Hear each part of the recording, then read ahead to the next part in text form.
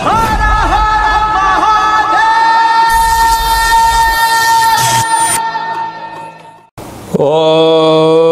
నమః శివాయ. ఓం నమో నారాయణాయ.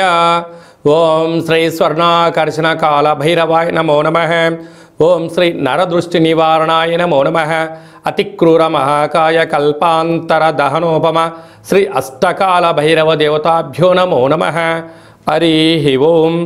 మా ఛానల్కి స్వాగతం. చూస్తున్న వీక్షకులకు ప్రేక్షకులకు ప్రియ కాళభైరవ భగవద్బంధులకి స్వాగతం పలుకుతూ మమ్మల్ని ఎంతగానో ఆదరిస్తూ ఉండబడినటువంటి ప్రియ సోదరీమణులకు సనాతన ధర్మ సంరక్షకులకు వీక్షకులకు మీ ఇంటి పురోహితుడిగా, మీ ఇంటి ఆస్ట్రాలజర్గా, మీ ఇంటి వాస్తు నిపుణుడిగా మీకు స్వాగతం పలుకుతూ ఈ శోభకృతనామ సంవత్సరానికి వీడికోలు పలుకుతూ ఈ సంవత్సరంలో ఉండబడినటువంటి అష్ట కష్టాలు ఈ సంవత్సరానికి స్వస్తి పలుకుతూ ఈ సంవత్సరంలో జరిగినటువంటి అద్భుతాన్ని, ఆనందాన్ని, ఐశ్వర్యాన్ని మూటగట్టుకొని రాబోయే కాలానికి స్వాగతం పలుకుతూ అందరిపైనను ఆ కాళభైరవ స్వామికి ఆశీస్సులు ఉండాలని కోరుకుందాం.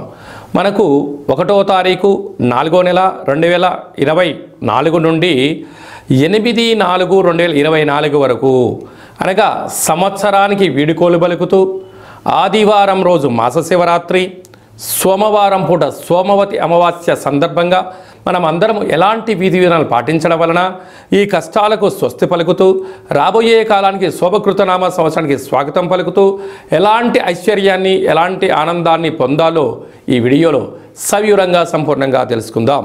ద్వాదశ రాశుల్లో గ్రహ గమనాన్ని కూడా ఒకసారి వీక్షింపచేద్దాం.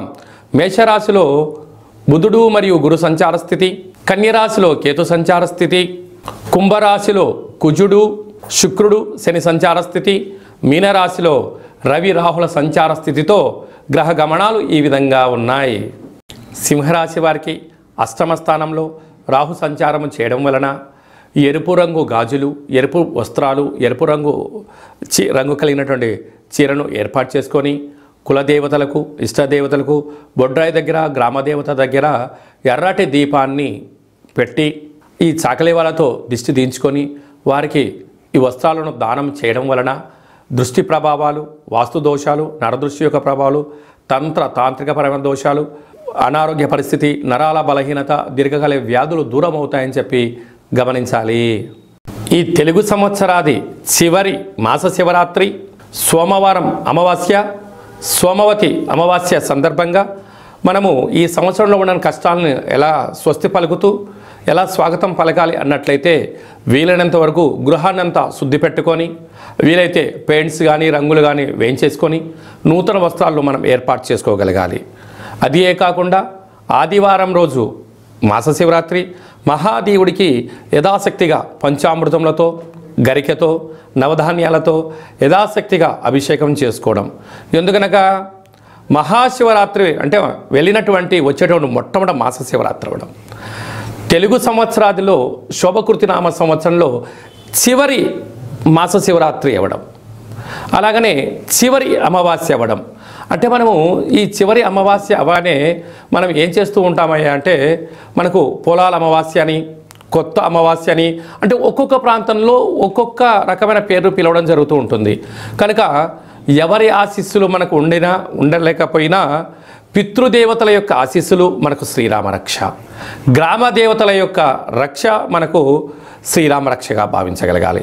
ఎందుకనగా ఒక ఇంటికో పెద్ద ఎలా ఉంటాడో ప్రతి గ్రామానికి గ్రామదేవత పెద్దమ్మ తల్లి ఉంటుంది. రాయలసీమ ప్రాంతంలోనేమో పోలేరమ్మని, ఎల్లమ్మని, పోచమ్మ అని చెప్పుకుంటూ ఉంటాం. అదే మనం ఆంధ్ర వైపు వచ్చామనుకోండి నూకాలమ్మని, పెద్ద పెద్ద కార్యక్రమాలు అమ్మవారికి జరుగుతూ ఉంటాయి. మనకు తెలంగాణ రాష్ట్రానికి వచ్చేటువంటి లోపల మైసమ్మని, నల్లపోచమ్మని, విశేషంగా బంగారు మైసమ్మ అని చెప్పి పెద్దమ్మ తల్లి అంటాడు. అంటే ప్రాంతం ఏదైనా భావము ఒక్కటే, అమ్మవారు సహస్రాది రూపాలలో ఉంటారు. కనుక అమావాస్య రోజున తెలుగు సంవత్సరానికి అమావాస్యకు వీడుకోలు పలుకుతూ ఈ సంవత్సరంలో జరిగినటువంటి ఆటంకాలంతనూ కూడా తొలగింపజేసే శక్తి ఈ యొక్క కొత్త అమావాస్య అంటారు. అంటే కొత్త సంవత్సరానికి మనం స్వాగతం పలకబోతూ పాత సంవత్సరానికి వీడుకోలు పలుకుతూ ఈ కొత్త అమావాస్య రోజు మనం ఏం చేయాలి అన్నట్లయితే గతించినటువంటి పెద్దవారి యొక్క స్మరణ, వారి పేరు పైన మనము పశువులకు కానీ బ్రాహ్మణులకు కానీ స్వయం పాకం దానం ఏర్పాటు చేయడం. రెండవది కులదేవతలు, ఇష్టదేవతలు, గ్రామ దేవతల యొక్క పూజ. అందుకే ఇలాంటి కాల సమయంలో మనం ఏం చేయగలగాలి అన్నట్లయితే ఇంటినంతా శుద్ధి పెట్టుకొని ఇంటి గుమ్మాలకు కానీ సింహద్వారాలకు కానీ శ్రీరామ అనేటువంటి అక్షరాలను రాసుకోవడం, స్వస్తికి రాయడం.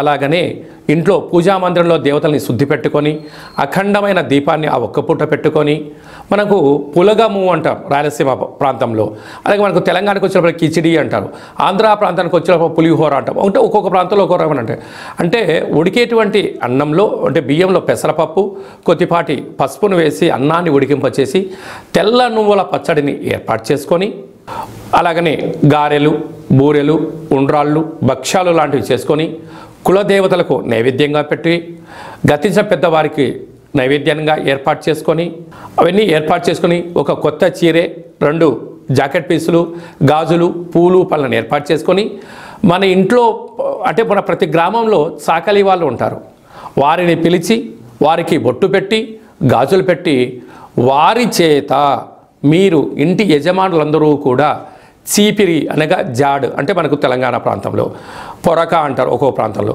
వాటితో దిష్టి తీయించుకొని ఈ చాకలి వాళ్ళను ఇంటి ఆడపడుచుగా మనం భావిస్తాం కనుక ఈ వండినటువంటి పదార్థాన్ని వారికి నైవేద్యంగా పెట్టి వీరికి ఆడపిల్లగా మనకు ఆడపడుచుగా భావించి పెట్టడం వలన సాక్షాత్తుగా అమ్మవారి యొక్క రూపమే వారి భావించాలి కనుక వారికి ఆ రోజు వారి చేత ఇంటిలో దిష్టి తీయించుకోవడం, ఇంటిలో ఒక గుమ్మడికాయని పలగొట్టించడం, వారి చేత మనము ఆశీర్వచనం పొందడం, వారికి ఈ యొక్క స్వయం పాకాన్ని వండినటువంటి ఈ పులగాన్ని ఏర్పాటు చేయడం వలన వారే గ్రామ దేవతల రూపంగా భావించాలి. ఇచ్చి ఏర్పాటు చేసినట్లయితే మనకు పట్టినటువంటి శని, మనకు పెట్టినటువంటి దరిద్రము సర్వము తొలగిపోయి సంపూర్ణంగా ఐశ్వర్యానికి రాబోయే సంవత్సరానికి స్వాగతం పలుకుతారని చెప్పి గమనించాలి. వీలైనంత వరకు చాకలి వాళ్ళతో దిష్టి తీయించుకోవాలి. మన తెలంగాణ ప్రాంతంలో చాకలి వారిని మడేలా అని మరొక పేరు కూడా ఉంటుంది. మడేలతో దిష్టి తీయించుకుంటే మండెము కూడా ఒక వజ్రం అవుతుందని చెప్పి మనకు సామెత ఉంటుంది. అదే రాయలసీమ ప్రాంతంలో చాకలి వారు ఇంట్లో తుడిస్తేనే దరిద్రం పోయి లక్ష్మీదేవికి స్వాగతం మనం పలుకుతుంది అని చెప్పి కలుపుతారు. అదే ఆంధ్ర ప్రాంతంలో చాకలి వారికి దానం చేయడం వలన ఐశ్వర్యం మన సొంతం అవుతుందని చెప్పి పెద్దవారి యొక్క నానుడి కూడా. కనుక వీలైనంత వరకు ఆ ప్రయత్నం చేయండి. అలా కుదరలేనటువంటి ఎవరు ఉన్నట్లయితే ఈ కింది నెంబర్ సంప్రదించినట్లయితే మన యొక్క నరదృష్టి నివారణ దేవాలయంలో చాకలి వారితో మీకు దిష్టి తీయించి మీకు ఐశ్వర్యానికి స్వాగతం పలికే ఏర్పాట్లు చేయడం జరుగుతుంది. కనుక ఈ సంవత్సరానికి వీడుకోలు పలుకుతూ కొత్త అమావాస్య రోజున అమ్మవారిని స్మరిస్తూ గ్రామ దేవతల యొక్క ఆశీస్సులు పొందగలరు అనేది చిన్న విన్నపం. కనుక అందరికీ ఈ సంవత్సరంలో కష్టాలన్నీ ఇక్కడికే ఫుల్ స్టాప్ అయిపోయి రాబోయే సంవత్సరంలో స్వాగతం పలకాలని గ్రామదేవతల్ని కోరుకుందాం. ఇంకను మనం విజయం సాధించగలగాలి అన్నట్లయితే ఈ యొక్క పాత్రను ఒకసారి మీరు గమనించినట్లయితే ఇది ఒక కంచు పాత్ర, కాళభైరవ స్వామి వారి యొక్క అక్షయ పాత్ర అంటారు.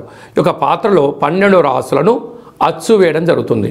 ఈ పాత్రతో ఉపయోగాలు ఏమిటయ్యా అనగా కంచు మోగినట్టు కనకంబు మోగదు గదరా సుమతి అని చెప్పి సుమతి శతకంలో చెప్పినట్టుగా ఈ యొక్క పాత్రలో మనం ఇంట్లో ఉంచుకోవడం వలన ఇలా ఒకసారి శబ్దం చేసినట్లయితే ఓంకారనాదం రావడం జరుగుతుంటుంది. ప్రణవం ఓంకారం అంటే మనం ఏ పని ప్రారంభించినా ఓం అనే శబ్దంతోనే ప్రారంభిస్తాం.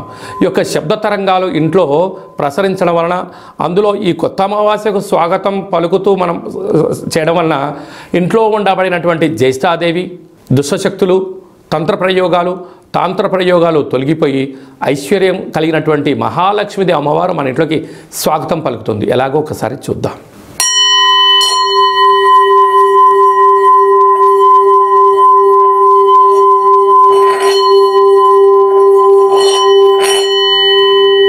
ఈ యొక్క ఓంకారనాదాన్ని స్మరణ చేయడం వలన ఇంట్లో కాళభైరవ స్వామికి ఆశీలు కలిగి అమ్మవారి యొక్క ఆశీలు కలిగి అద్భుతం కలుగుతుంది.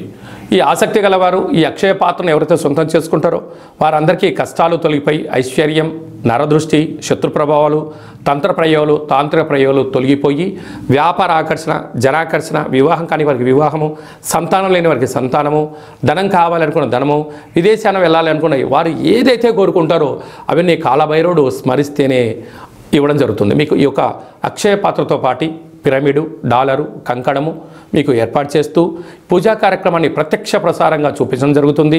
మీ పేరుపైన 41 రోజులు కూష్మాండ దీపాన్ని కూడా పెట్టడం జరుగుతుందని చెప్పి గమనించాలి. మీ వ్యక్తిగత జాతకం తెలుసుకోవాలనుకుంటున్నారా?